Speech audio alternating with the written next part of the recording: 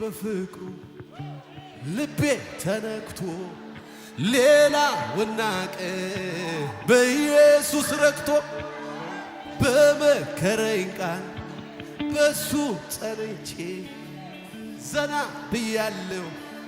ጌታን ሰምቼ ጌታን ሰምቼ ጌታን ሰምቼ ጌታን ሰምቼ ተረጋግቷል ልቤ ተረጋግቷል ተረጋግቷል ልቤ በአምላኩ ታምኖ እፎ ያለ ካንተ ድምፅ ውጪ አልሰማለ ኢየሱስን ይዞ ቃሉን ተመርኩ በትከሻው ተንተርሶ ኢየሱስን ይዞ ቃሉን ተመርኩዞ